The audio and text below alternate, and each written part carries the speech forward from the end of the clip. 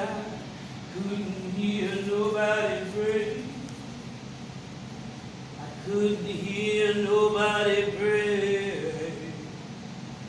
Couldn't hear nobody pray. I was way down yonder by myself, and I couldn't hear nobody pray. As the war was going on, there was a constant strain on everyone.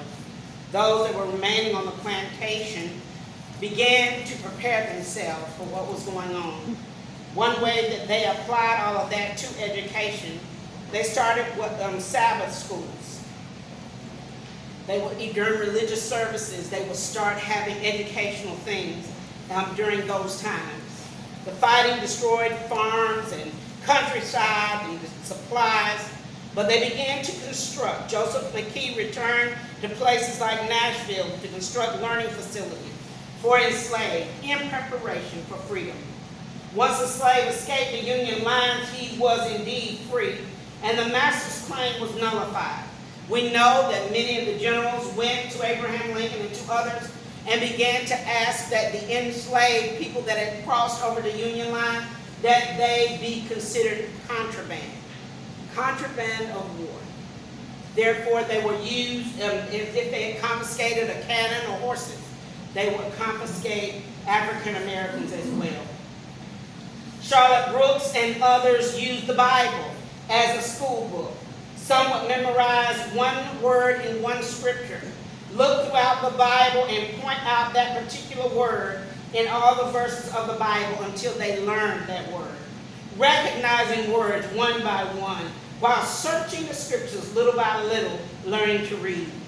It became apparent that the desire for education astonished and moved many to seek it out any way they could. Later on, in terms of the war, we understand that colored troops were established, the 35th, 36th, and 37th regiments, and there began this escapade now as they're seeing this visual of freedom coming. We call that watch night service. It is still in tradition in terms of African American churches, where at midnight, as church services are going on, they watched and they wait. We wait for midnight. But we understand the same thing happened on the cusp of December 31st, 1862. They watched, they prepared, they waited in secret. President Abraham Lincoln issued the executive order rebelling the Confederate States and letting Confederate States know that all enslaved are legally free. They watched. They watched. On December 31, the African Americans gathered in churches, private homes, slave quarters, wherever they could find, because they knew it was coming. Frederick Douglass said, "It is a day of poetry, a song, a new song. These cloudless skies, this balmy air, this brilliant sunshine are in harmony with the glorious morning of liberty that is about to dawn upon us." Frederick Douglass. The song became imperative because, again, not necessarily reading proclamations of freedom, but songs began to transmit for hundreds of miles. Over my head, I hear freedom in the air. Over my head, I hear freedom in the air. Over my head,